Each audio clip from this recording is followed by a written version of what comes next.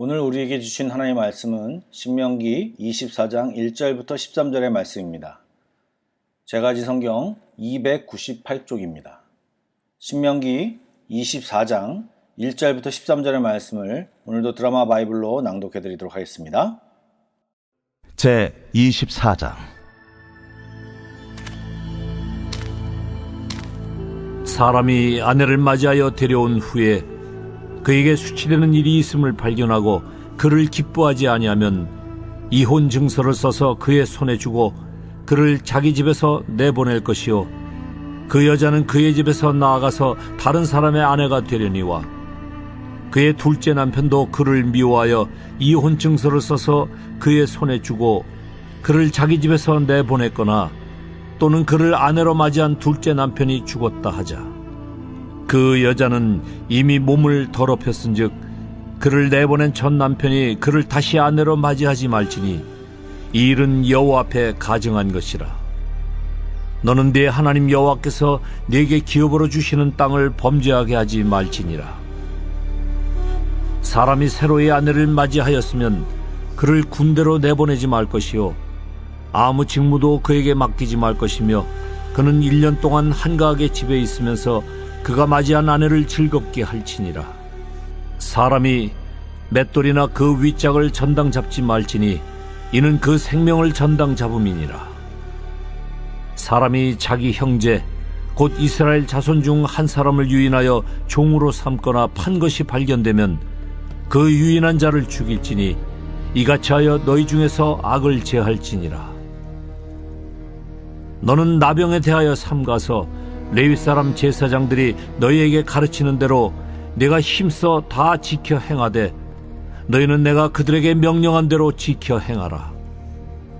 너희는 애굽에서 나오는 길에서 네 하나님 여호와께서 미리암에게 행하신 일을 기억할지니라. 네 이웃에게 무엇을 구워줄 때에 너는 그의 집에 들어가서 전당물을 취하지 말고 너는 밖에 서 있고 네게 꾸는 자가 전당물을 밖으로 가지고 나와서 네게 줄 것이며 그가 가난한 자이면 너는 그의 전당물을 가지고 자지 말고 해질 때에 그 전당물을 반드시 그에게 돌려줄 것이라. 그리하면 그가 그 옷을 입고 자며 너를 위하여 축복하리니 그 일이 네 하나님 여호와 앞에서 네 공의로움이 되리라. 오늘 본문은 4장 44절부터 시작된 모세의 긴 고별 설교의 후반부에 위치하고 있는 내용입니다. 21장부터는 사회생활에 관련된 규례들이 설명되고 있는데요. 그 중에서 오늘 24장은 사회적 약자들을 보호하는 규례들이 소개되고 있습니다. 다양한 내용들이 나오지만 먼저 5절까지는 여자들, 특별히 결혼한 여인들에 대하여 나옵니다. 1절 말씀에 보면 사람이 아내를 맞이하여 데려온 후에 수치되는 일이 있음을 발견하고 그를 기뻐하지 아니하면 이혼 증서를 그 손에 주고 그를 자기 집에서 내보내라고 말씀하고 있습니다. 언뜻 보면 이 말씀은 하나님께서 이혼을 정당화시켜 주시는 것 듯한 그런 인상이 주어집니다. 또 하나님이 짝지어 주신 것을 사람이 나눌 수 없다고 하신 예수님의 말씀과 배치되는 듯이 보여지기도 합니다. 그러나 그렇지 않습니다. 오히려 아내에게서 수치가 되는 일을 발견한 남편으로 하여금 이혼 증서를 쓰면서 아내를 내어보내는 일을 다시 한번 생각하게 하고 또 이혼하는 자신의 행위를 증인들 앞에서 엄숙히 선언하게 하심으로 순간적인 분노에 의하여 무분별하게 아내를 집에서 내어 쫓는 일을 방지하기 위한 조치였던 것입니다. 고대 사회에서는 여성의 권리나 그 인권이 존중받지 못하였습니다. 이스라엘의 주변 국가에서는 여성은 거의 모든 구실로를 다 이용하여 이혼당할 수 있었습니다. 여성들은 밥을 맛없게 했다, 얼굴이 못생겼다 등 이러한 사소한 어떤 구실로도 이혼당할 수 있었습니다. 그러기에 남편은 자기 아내에게 실증이 나게 되면 아무 트집이나 잡아 집에서 쫓아낼 수 있었고 위자료도 거의 지불하지 않을 수 있었습니다. 그럴 경우에도 버림받은 여자는 마음대로 재혼조차 못했습니다. 왜냐하면 비록 버림받았다고 할지라도 여전히 전 남편의 아내로 인정되어 재혼을 하게 되면 간음으로 취급되었기 때문입니다. 그래서 사회적으로 약자였던 여자들이 이혼 후에 마음껏 재혼할 수 있는 법적인 장치를 만들어 주신 것입니다. 그런데 일단 다른 남자의 아내가 된 후에는 다시 혼자가 되어도 전 남편과 재혼할 수 없도록 정해놓으셨어요. 왜 이럴까요?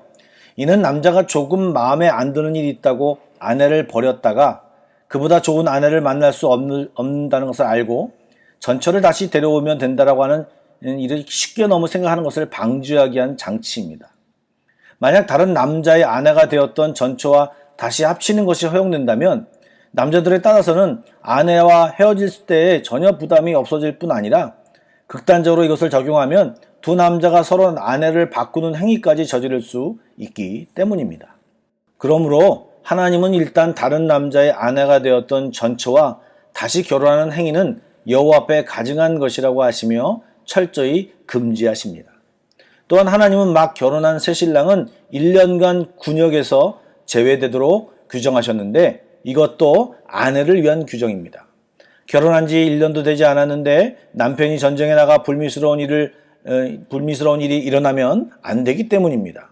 하나님이 결혼과 가정을 중요히 여기시는 마음을 우리가 배울 뿐만 아니라 당시 상대적으로 약자였던 여자들이 억울한 일을 당하지 않도록 다양하게 법을 마련하여 보호하신 것입니다. 하나님은 또한 가난한 자를 보호하셨습니다. 6절 말씀에 보면 맷돌이나 그 윗짝이라도 전당을 잡지 말라고 말씀하십니다.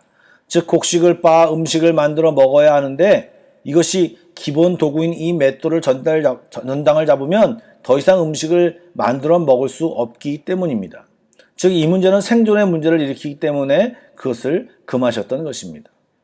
또한 동족을 평생 종으로 삼을 수 없게 하셨는데 빚 때문에 한시적으로 종이 될 수 있었지만 7년째가 되는 해에는 노임을 받도록 했다는 걸 여러분 잘 아시죠?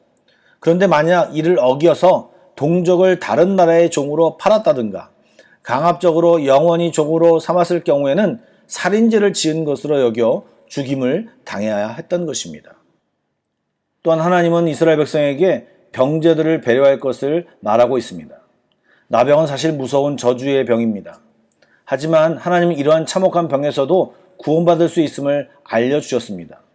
미리암이 하나님의 진노를 촉발해서 나병에 걸렸지만 모세의 강구로 다시 온전해질 수 있었던 것처럼 우리 삶의 참혹하고 절망적인 상황 역시 하나님의 은혜로 뒤바뀔 수 있는 것입니다. 그러므로 그가 온전해질 때까지 기다려 주어야 합니다. 여러분 잘 아시는 것처럼 미리암이 병이 걸려서 나을 때까지 이스라엘 전체가 이동하지 않고 기다려준 것처럼 병자들이 나와서 온전해질 때까지 또 그 병이 언제나 우리도 걸릴 수 있다는 것을 생각하며 그 사람들을 배려하고 기다려줌이 필요하다는 것입니다. 마지막으로 가난한 자에게 무엇을 구워줄 때 전당물을 취할 때 주의사항을 말하고 있습니다. 즉, 그 구워주는 자가 그의 집에 들어가서 임의로 막 어떤 것은 자기 물건, 귀중한 물건을 가져 나오지 못하게 하십니다. 꾸는 자가 자기가 정하여서 갖고 나오면 그것을 가지고 전당물을 잡으라고 말씀하십니다. 뿐만 아니라 가난한 자의 겉옷을 전당 잡지 말라고 말씀하십니다. 왜냐하면 기온이 떨어지는 밤에 그것을 사용할 수 있도록 저녁에는 그 겉옷을 돌려주라고 하신 말씀입니다.